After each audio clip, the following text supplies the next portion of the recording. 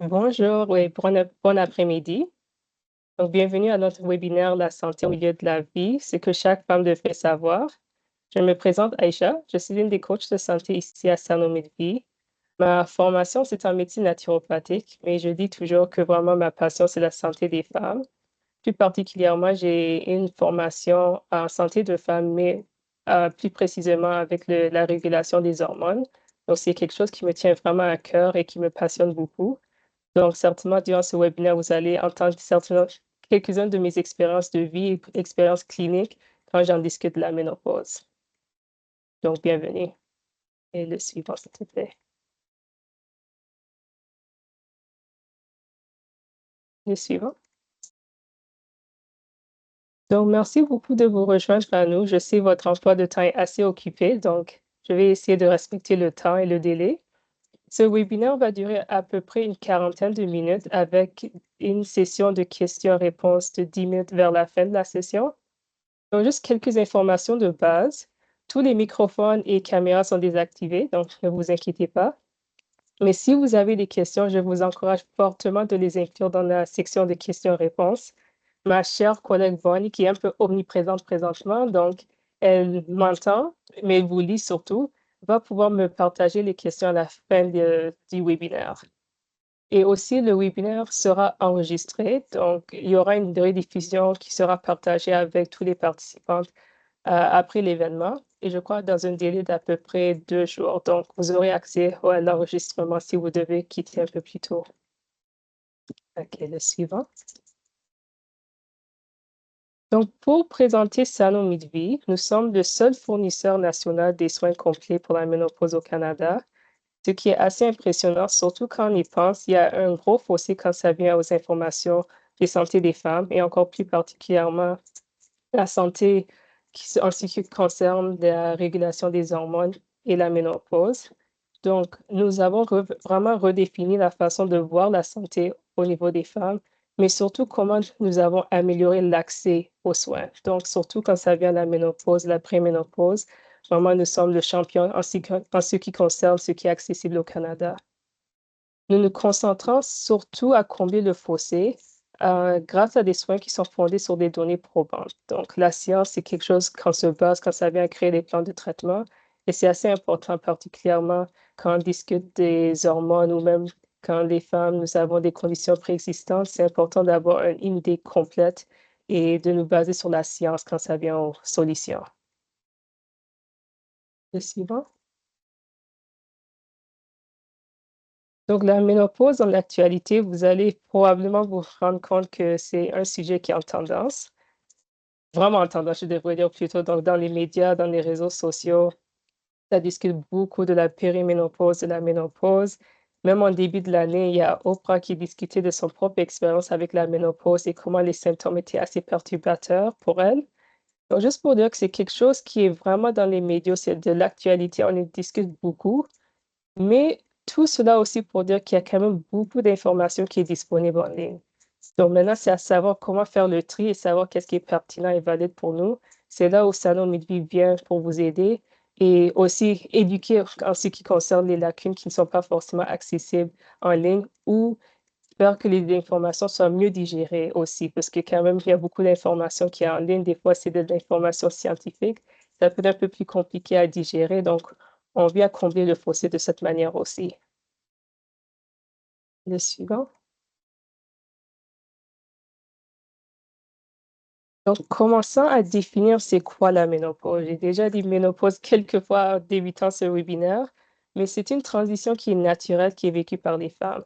Donc, c'est marqué par la fin des menstruations et c'est dû à la réduction des fonctions folliculaires au niveau des ovaires, qui veut dire qu'il y a moins de production et sécrétion de l'estrogène, progestérone et testostérone, qui sont tous des hormones que je vais en discuter encore, mais pour dire que ça marque vraiment la fin des règles chez les femmes. Et la périménopause, ce que je vais dire aussi souvent durant ce webinaire, c'est la période qui arrive avant la ménopause, mais c'est marqué par une grande fluctuation des hormones. Donc, à chaque mois, c'est sûr, il y a une fluctuation qui est naturelle avec les menstruations, mais durant la périménopause, ça peut être plus accentué et ça peut durer une dizaine d'années aussi avant le début de la ménopause. Et j'aimerais aussi préciser que tous les symptômes, vraiment, ça varie d'une femme à une autre, que ce soit la fréquence des symptômes, la sévérité ou intensité, et aussi le moment d'apparition. Donc, il y a certains symptômes qui peuvent apparaître durant la périménopause chez une femme et peuvent disparaître durant la ménopause chez une autre. Donc, pour dire qu'il y a une grande variation de symptômes, mais l'important, c'est de savoir quels symptômes à remarquer pour pouvoir identifier avec votre équipe de soins personnels. Le suivant. Donc, la moitié de la vie d'une femme est rythmée par le parcours de la ménopause et c'est réel. Donc, j'ai mentionné la ménopause qui marque vraiment la fin des menstruations, mais je devrais en fait préciser que c'est 12 mois après la fin des menstruations. Donc, pendant toute une année, malheureusement, il faut quand même noter, ou si vous avez un calendrier ou une application pour suivre, vraiment, c'est après les 12 mois où vous n'avez plus eu de menstruation qu'on peut déterminer qu'une femme est à la ménopause. Et maintenant, en ce qui suit, on peut dire le 13e mois et plus, c'est la postménopause. Donc, commençant avec la préménopause, c'est à partir de la puberté jusqu'à, on peut dire, mi-vingtaine, fin vingtaine. Et c'est pas forcément marqué par des grandes fluctuations des hormones. Il y en aura quand même parce que durant chaque mois, il y a les règles à peu près. La périménopause, c'est un grand moment de notre vie. Donc, c'est encore marqué par des fluctuations un peu plus importantes. Donc, c'est là où certains symptômes peuvent apparaître. Donc, beaucoup d'entre nous sont déjà dans la périménopause, si on n'est pas encore à la ménopause. Et la postménopause, c'est tout ce qui suit après la ménopause. Donc, c'est sûr, il y a des symptômes qui apparaissent à différents moments. Il y en a qui peuvent disparaître, qui peuvent s'améliorer tout seuls. Mais il y a quand même beaucoup de symptômes, même s'ils ne sont pas forcément perturbateurs, qui peuvent être présents et avoir un effet sur notre qualité de vie. Le suivant. Donc, j'ai mentionné un peu plus tôt l'estrogène, progestérone, testostérone. Et quand on discute de la ménopause ou toute fluctuation des hormones, on parle spécifiquement des hormones qui sont associées au système reproducteur de la femme. Plus particulièrement, on parle de l'estrogène. Et l'estrogène, c'est peut-être l'hormone qui a le plus grand effet quand on compare aux autres.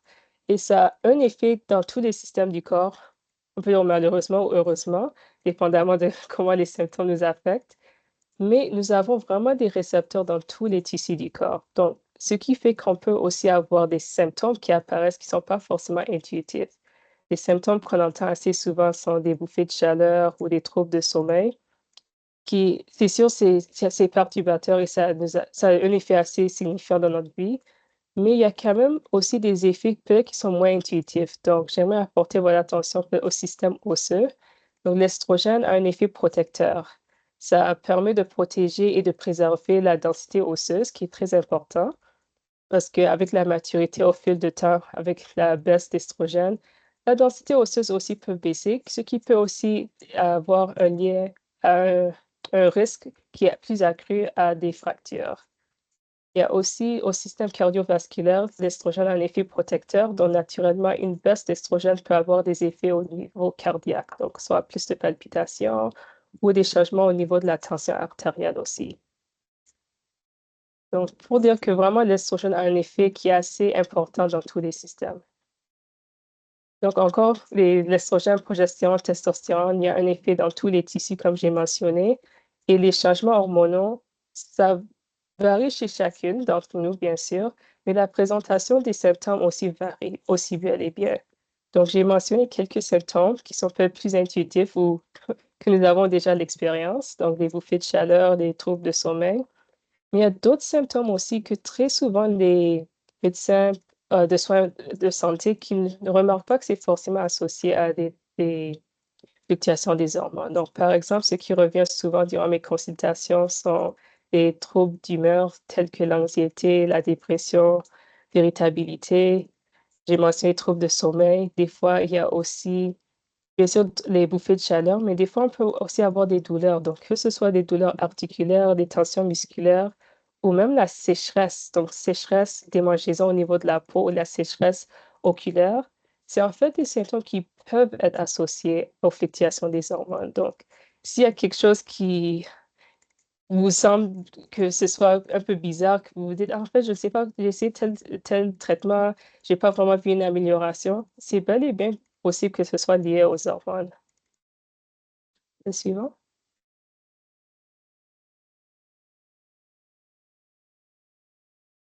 Donc les hormones ont vraiment un effet signifiant sur tous les tissus du corps, mais je reviens pour dire qu'il y a quand même un effet protecteur quand ça vient au niveau de l'estrogène.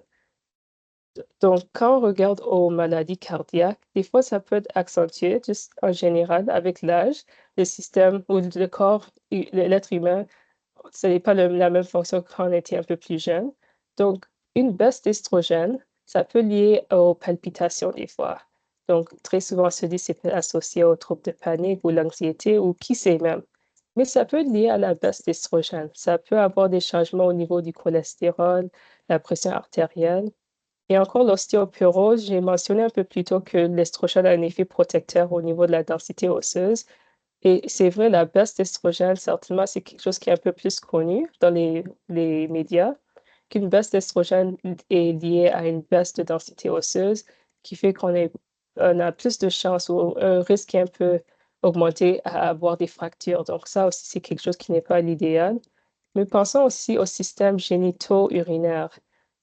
L'estrogène a un effet protecteur contre les infections urinaires, contre les fuites urinaires et a un effet protecteur à on peut dire la force aussi des muscles dans le pelvis.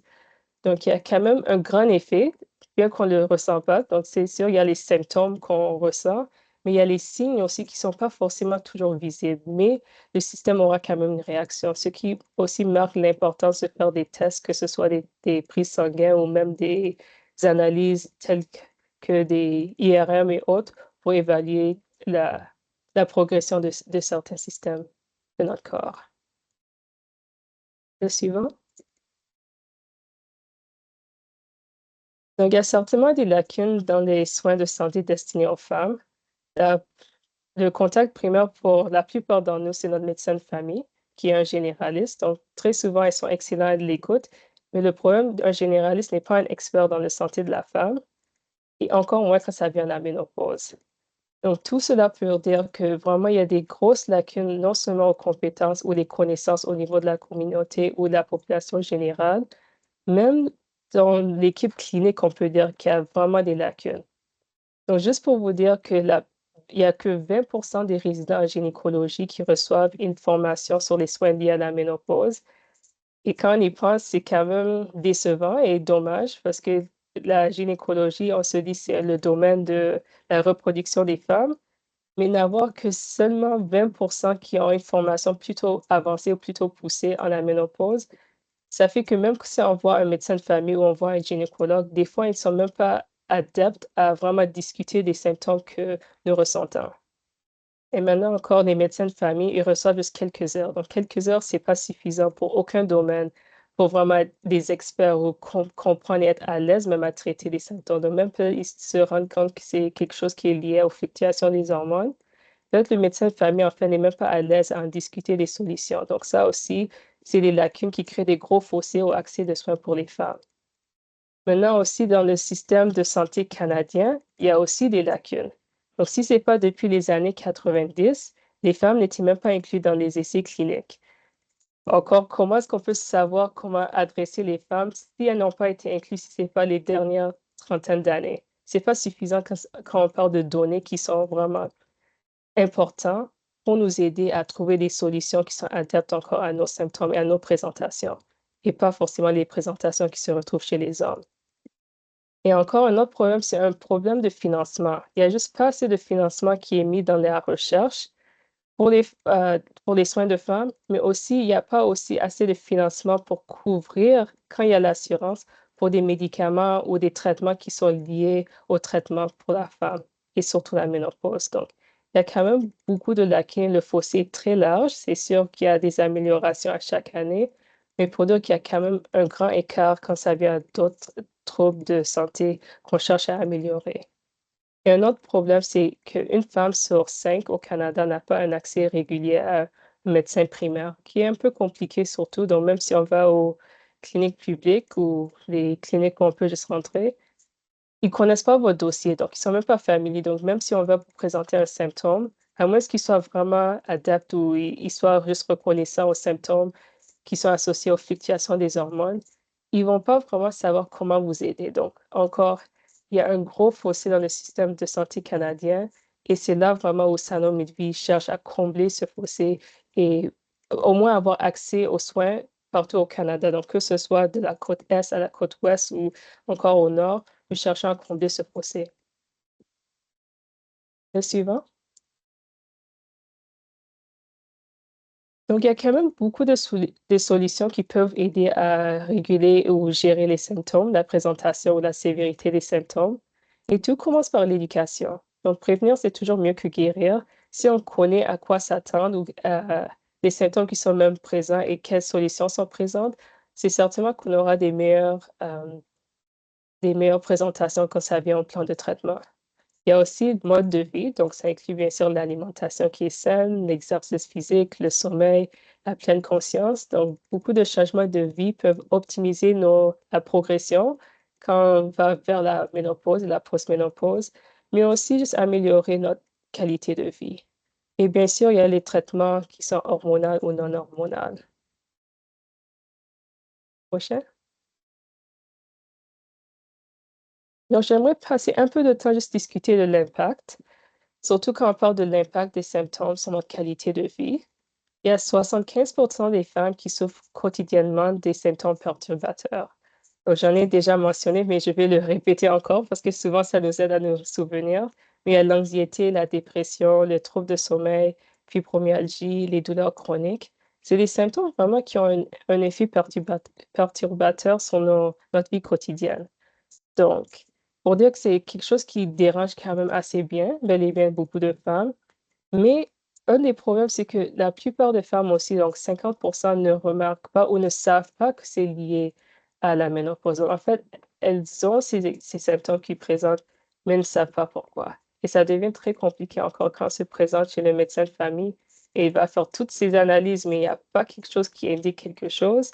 Donc, en fin de compte, ils font rien. Mais c'est pas l'idéal parce que non seulement vous n'aurez pas de solution, une amélioration de la présentation des symptômes, mais même si on fait un traitement, c'est pas vraiment adresser la cause de, de ce qui crée ces symptômes, la présentation des symptômes. Le suivant. Donc, il y a quand même beaucoup de solutions ici à Sanomi de Vie. Donc, déjà, l'expérience, nous avons deux volets. Nous avons un volet d'outils qui sont gratuits. Donc, je vous encourage tous fortement de vous enregistrer et à créer un compte parce que vous aurez accès à une évaluation qui inclut un guide de soulagement de symptômes, ce qui est vraiment essentiel, surtout quand on discute de parler de traitements qui peuvent aider avec la fluctuation des hormones. Il faudrait savoir en fait dans quelle phase nous sommes. Donc, si c'est la préménopause, la ménopause, la postménopause, il faudrait savoir où on se situe. Donc, nous avons quand même un questionnaire qui vous aide à vous situer. Et vous allez recevoir beaucoup plus d'informations aussi une fois que vous vous enregistrez. Vous aurez aussi accès à des outils d'aide. Donc, ça inclut une bibliothèque, ça inclut un clavardage, outils c'est quoi encore, outils de soutien en pair aussi. Donc ça, tout ça, c'est gratuit et je vous encourage encore de vous enregistrer, au moins voir ce qui est disponible et voir qu'est-ce qui est pertinent à vous. Mais si vous cherchez des soins virtuels qui sont avec l'équipe clinique, c'est payant, mais la plupart est couvert avec votre assurance aussi. Donc, encore, c'est très bénéfique. Vous aurez accès à des rendez-vous de coaching personnalisé. Donc, je suis une des coachs de santé. Nous avons des soins personnalisés et je précise à dire vraiment c'est personnalisé. La présentation de symptômes chez une femme à l'autre peut différer. Même si c'est des troubles de sommeil, c'est pas forcément des mêmes raisons. Donc, on prend le temps de vraiment voir votre dossier et créer un plan de traitement qui est personnalisé à votre présentation et à votre phase de vie aussi. Et il y a bien sûr des suivis continus parce que je dis toujours que ça prend à peu près 3 mois pour que les hormones se stabilisent ou se régule un peu, mais ça prend réellement 6 à 8 mois en fait pour voir si un traitement était efficace et si les hormones vraiment se sont stabilisées. Donc, un soutien et un suivi continu, c'est essentiel pour la, juste l'amélioration non seulement des symptômes, mais nous assurer aussi qu'on est sur la bonne voie pour la qualité de vie termes de symptômes que vous avez. Le prochain. Donc, les ressources en ligne, j'ai mentionné un peu plus tôt. Donc, la première chose, c'est l'évaluation salon. Vous allez avoir votre guide de symptômes. Encore, ça vaut vraiment la peine de savoir à quel stade vous êtes. Ça va vous guider quand ça vient à déterminer quel genre de traitements sont même disponibles pour vous. Il y a le clavardage, il y a la bibliothèque qui est mise à jour assez régulièrement. Donc, la bibliothèque comprend des balados, des articles, des vidéos, des recettes, qui est catégorisé par symptômes. Donc, c'est assez intéressant à voir ce qui est disponible et encore, c'est mis à jour assez régulièrement. Et il y a le soutien par les pairs aussi. Le prochain. Donc, pour décrire un peu plus l'expérience avec Salon Midvie, notre programme, c'est essentiellement un abonnement de 8 à 10 mois, on peut dire une année approximativement. Et le coût total du programme, c'est de 500 $ avec taxes. Donc, vous allez bénéficier de rendez-vous de coaching avec des cliniciens ou des cliniciennes. Donc, nos cliniciens incluent des infirmières praticiennes, nous avons des naturopathes aussi et des aides supplémentaires. Et la plupart de la couverture des programmes, ou je devrais dire, la plupart du programme peut être couvert en fait avec votre assurance, avec la Croix Bleue Médaille. Donc, toute dépense qui se fait à vos charges, si ce n'est pas couvert à 100%, ça peut être soumis pour un remboursement avec un compte de gestion personnelle ou un compte de bien-être si vous en avez aussi. Le prochain. Donc, nous avons des très bons retours des clientes qui passent par notre programme. En moins de 2 mois, la plupart des femmes constatent une amélioration des symptômes, ce qui est excellent, surtout si vous vous souvenez, j'ai mentionné, ça prend à peu près 3 mois pour que les hormones se régulent un peu plus. Donc déjà, en moins de 2 mois, il y a 80% de femmes qui disent qu'il y a une amélioration au niveau de la qualité de vie. 61% notent une amélioration de leur humeur, 70% dans leurs relations. Donc, ça peut être bien sûr relations familiales, donc avec les enfants ou les époux ou l'époux, ou encore des relations interpersonnelles, donc avec les amis ou même des collègues. Et 54% notent qu'il y a une amélioration au niveau du travail aussi. Donc, elles sont plus concentrées, ou elles arrivent à gérer leurs tâches ou leurs charges un peu mieux qu'auparavant. Donc, vraiment, nous avons des bons retours avec nos clientes. Le prochain. Donc, pour débuter, c'est assez simple comme processus en fait. Donc, c'est vraiment une capture d'écran de notre page pour commencer. Donc, je vous encourage de scanner le code QR si vous avez le temps. Je vous laisse quelques secondes pour le faire pour au moins avoir la page disponible, que ce soit au téléphone ou votre ordinateur pour compléter plus tard. Mais ça vaut vraiment la peine pour vous enregistrer au minimum, voir à quel stade vous êtes quand ça vient à la ménopause. Donc, je vous laisse quelques secondes encore pour scanner le code QR. Ensuite, nous allons aller à la prochaine diapositive. D'accord, on peut aller au suivant. Donc, j'ai mentionné que nous avons vraiment des bons retours avec les clientes. Et ce que je veux quand même juste mentionner, c'est que la plupart des patientes qui viennent avec certains symptômes, comme par exemple, durant mes consultations, les symptômes qui reviennent les plus souvent sont les troubles de sommeil, les changements d'humeur, les douleurs articulaires, prise de poids. On entend très souvent déjà après notre premier suivi qu'elles se sentent plus calmes, qu'enfin elles arrivent à dormir ou enfin elles se réveillent, se sentent récupérées. C'est un sommeil récupérateur ou enfin elles peuvent faire de l'exercice ou faire les exercices qu'elles aiment sans avoir les douleurs qu'elles avaient auparavant. Donc déjà, dans un petit délai, il y a beaucoup de femmes qui voient une amélioration chez nous. Le suivant. Donc, quelques conseils pour préparer votre premier rendez-vous avec nous pour celles qui sont intéressées. C'est de un, connaître les symptômes que vous avez. Donc, ce qui est bien avec notre évaluation, en fait, on présente la plupart des symptômes. Donc, même en passant, même si vous n'en pensez pas, en complétant le questionnaire, vous allez vous dire, en fait, peut-être j'ai ce symptôme. En fait, ça me dérange pas trop, mais j'ai remarqué de temps en temps qu'il y a ce symptôme qui apparaît. Donc, connaître vos symptômes va beaucoup nous aider, mais encore, notre évaluation va vous guider. Deuxièmement, il faudrait aussi connaître vos antécédents médicaux. Donc, ça inclut les antécédents menstruels. Donc, si vous avez une application, savoir c'était quand les dernières menstruations, la durée approximative, si c'est très abondant ou si c'est pas, si c'est régulier, si c'est pas. Ça nous aide aussi parce que la présentation des menstruations nous guide aussi quand ça vient au traitement et aussi peut à penser s'il y a un moyen de vous supporter à voir comment déjà réguler les menstruations, si c'est pas régulier, si c'est pas associé à la périménopause, mais aussi voir si certains traitements sont même indiqués ou contre-indiqués. Bien sûr, les antécédents médicaux qui incluent toute condition préexistante, ça nous aide et ça nous guide. Des fois, il y a un effet ou des fois, les conditions préexistantes ont un effet sur la présentation des symptômes qui sont associés à la ménopause. Donc ça, c'est important à savoir. Les prescriptions ou compléments alimentaires que vous prenez aussi, ça nous guide. Parce qu'on veut toujours nous assurer qu'on fasse les choses dans le moyen de pas interagir avec les traitements que vous faites déjà et aussi les antécédents médicaux familiaux si vous connaissez déjà, particulièrement s'il y a des cancers, ça serait bien à savoir, mais toute condition, c'est toujours bien parce que vraiment d'une façon holistique, on veut nous assurer de prendre la meilleure décision qui est indiquée pour vous et nous assurer de ne pas forcément aller vers un traitement qui peut-être peut avoir plus de mal que de bien.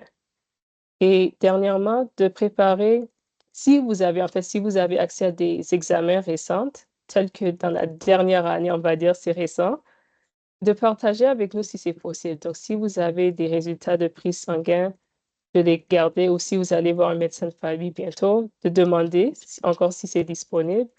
Si vous avez aussi les résultats de mammographie ou de frottis, ça vaut la peine quand même de partager avec nous parce que ça nous guide.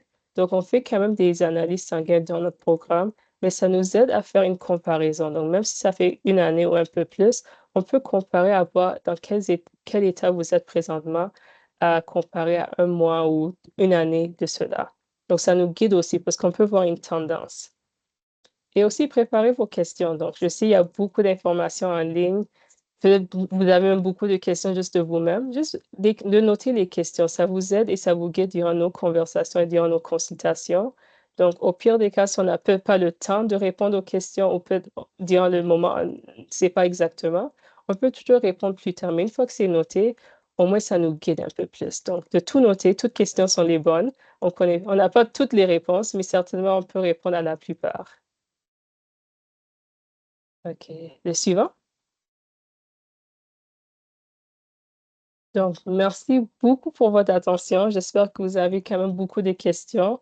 Vous pouvez le noter dans la section questions-réponses et ma chère collègue omniprésente va venir les présenter pour nous. Donc, encore, vous pouvez scanner le code QR si vous n'avez pas déjà pour au moins garder la page web disponible à compléter plus tard. Donc, merci encore beaucoup pour votre attention et j'ouvre le bal pour répondre aux questions.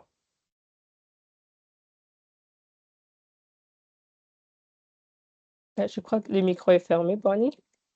Désolée, merci. Bonjour, je suis Bonnie, aussi un coach de Danomedvi. Merci à tout le monde d'être avec nous aujourd'hui et merci aussi pour les questions. Vous avez encore de temps d'ajouter des questions. Alors, je vais maintenant les poser à Aisha.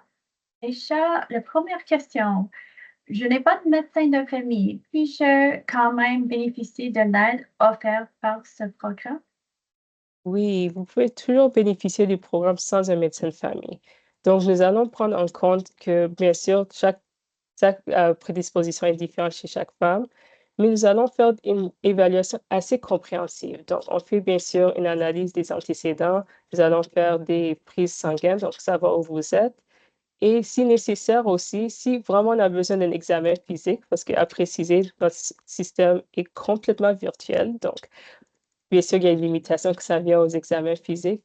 On se prend en charge de voir comment on peut vous référer, que ce soit à une clinique, voir ou d'autres faire des références si c'est à d'autres médecins. Mais on n'a pas forcément besoin d'un médecin de famille, en fait, pour bénéficier de notre programme. Si vous avez un médecin de famille, on peut collaborer ensemble. Souvent, ça fonctionne assez bien. Donc, on partage notre plan de traitement. Je vous encourage aussi de faire part avec votre médecin de famille, qu'il soit au moins au courant.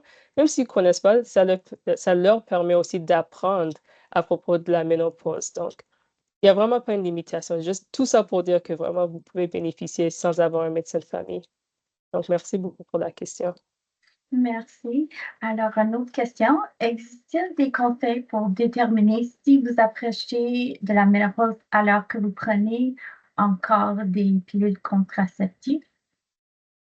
Euh, oui, c'est un peu plus compliqué. Donc, si vous prenez des pilules contraceptives, c'est pas pour dire qu'on peut pas déterminer que vous êtes à la ménopause. Donc, certainement avec la présentation, on ne le sait pas, surtout si c'est des pilules contraceptives qui arrêtent les menstruations. Donc, dans ce cas, la ménopause, c'est un peu une ménopause qui est induite. Mais des fois, avec les prises sanguines, donc, si on calcule les taux d'estrogène, progestérone et les autres aussi, on peut déterminer si vous êtes dans la marge qui est souvent vue durant la ménopause ou si c'est une marge qui est vue durant la préménopause. Donc, ça ne nous limite pas forcément que ça vient au traitement. On se dit c'est une ménopause induite, surtout s'il n'y a pas eu de règles. Mais pour savoir spécifiquement, vraiment, c'est avec une prise sanguine qu'on le détermine. Merci. Alors, la prochaine question. Existe-t-il des analyses sanguines spécifiques permettant de déterminer à quel stade du processus de ménopause je me trouve? Ou dois-je faire des analyses sanguines? Et est-ce que vous pouvez vous en occuper pour moi? OK. Donc, je vais commencer par les deux premières parties de la question parce que j'ai un peu répondu. Oui. Ensuite, bon, vous allez vous diriger si j'ai raté une section. Mais oui, donc pour la ménopause, effectivement, il y a un moyen de déterminer si vous êtes à la ménopause. Donc, disons, quelqu'un qui ne prend pas des pilules contraceptives, c'est un peu plus simple pour nous. Et je dis un peu plus simple parce que chaque cas est différent. Je sais qu'il y a des cas un peu plus uniques, mais on peut déterminer si ça fait les 12 mois approximativement qu'on dit. Enfin, c'est pas approximatif, c'est certainement 12 mois après la fin des règles qu'on peut dire que réellement c'est la ménopause. Mais maintenant, dans les cas particuliers, je vais donner des exemples juste pour que vous le sachiez. Donc, par exemple, s'il y a une procédure, donc une hystérectomie qui veut dire que vous avez soit enlevé l'utérus, les ovaires ou autre, ça peut avoir une présentation différente. Donc ça induit la ménopause. Mais encore, si vous avez durant la procédure, juste l'utérus a été enlevé, mais les ovaires sont présents, il y a quand même une fonction folliculaire qui est présente, même si c'est peut pas aussi signifiant qu'auparavant, il y a une fonction folliculaire qui est présente. Donc, avec les analyses sanguines, encore, on va mesurer les taux d'estrogène, progestérone, LH, FSH. Je sais, c'est beaucoup de lettres, mais pour dire qu'on fait des analyses d'hormones qui sont associées au système reproducteur. Et encore, on peut voir la marge. Donc, on dit que c'est une marge. Donc, il y a une marge qui est souvent vue dans des femmes qui sont à la préménopause. Il y a une marge qui est appropriée pour les femmes qui durant la périménopause, et une marge durant la ménopause et ensuite la postménopause. Donc, avec toutes ces analyses et bien sûr ce que vous nous dites avec la présentation clinique, on peut déterminer pour la plupart dans quel stade vous êtes. Donc, j'espère que ça répond un peu mieux les deux premières parties de la question. Bon, ici, vous pouvez, s'il vous plaît, répéter la troisième partie, j'ai un peu oublié. C'est juste, pouvez-vous vous en s'occuper pour moi? Est-ce Ah que oui, oui, oui, oui. Donc, effectivement, on peut faire des analyses sanguines dans notre programme. En fait, c'est une des premières étapes après avoir vu un des coachs de santé, donc que ce soit moi ou ma chère Bonnie qui est avec nous. La première étape, c'est en fait de compléter les analyses sanguines avant de voir l'infirmière praticienne. Donc, ça nous permet d'avoir une idée assez globale de votre présentation. Donc, dans le premier rendez-vous, on a déjà eu les antécédents médicaux, la présentation des symptômes, comment ça a un effet sur votre vie quotidienne. Mais les analyses sanguines, ça fait partie du programme. Donc, il y a un peu de variation par province, mais pour la plupart, on peut les compléter. non, merci. Dans quelle mesure nos données personnelles sont-elles sécurisées sur Sanom Midlife? Qui a accès à les données? D'accord. Donc, je crois que ma réponse sera un peu limitée. Donc, pour les données, vraiment, toutes les personnes qui ont accès, c'est vraiment l'équipe clinique. Donc, si je suis sur votre dossier, j'ai accès et les autres membres de l'équipe clinique, donc les cliniciennes qui peuvent être les infirmières praticiennes ou même les naturopathes, ils ont accès à ça. Mais en termes de qui forcément a accès, on peut dire que notre système est assez sécure, mais je suis un peu limitée pour dire qui vraiment a accès, qui n'a pas accès. Je crois que ce sera une question que je vais juste noter et partager avec mon équipe pour peut-être partager à la suite de ce webinaire pour mieux confirmer les informations. Mais sinon, pour dire les informations personnelles, c'est juste l'équipe clinique qui traite votre dossier, plus particulièrement. Donc, les coachs et les infirmières ou naturopathes, s'ils sont inclus dans votre équipe de santé. Ah, merci. Une autre question. Comment vérifier le montant de ma couverture? Donc, le montant de la couverture, ça peut être vérifié de 2 moyens différents. Donc, durant notre premier rendez-vous, très souvent, c'est confirmé avec notre équipe. Donc, on pourra vous confirmer jusqu'à quelle hauteur vous avez une couverture avec la Croix-Bleue. Mais sinon, c'est aussi possible de contacter la Croix-Bleue directement. Donc, si vous avez une application ou de les appeler aussi, vous pouvez voir jusqu'à quel point vous avez une couverture pour notre programme, donc le programme avec Sanomi de vie, et aussi jusqu'à quelle hauteur c'est couvert. Et ce que j'encourage de faire si vous faites la vérification, c'est de voir si c'est pas couvert à 100%, de voir si vous avez aussi un compte de dépenses personnelles ou de bien-être personnel pour soumettre pour un remboursement. Donc, il faudrait bénéficier de tout aspect de nos couvertures si c'est possible. Merci. Alors, à le moment, il n'y a pas d'autres questions. Je vais remercier toutes d'avoir participé et juste vous dire que vous recevrez tout cet enregistrement du webinaire par email dans les prochains jours. Je vous remercie, Aïcha, pour Merci la beaucoup. participation. Je crois que c'est tout pour ma part. Oui. De ma part aussi, merci beaucoup pour votre participation et très bonne journée à vous. Et vous allez avoir la rediffusion dans un délai d'à peu près 1 à 2 jours. Donc, merci beaucoup et bon après-midi. Merci tout le monde. Bye.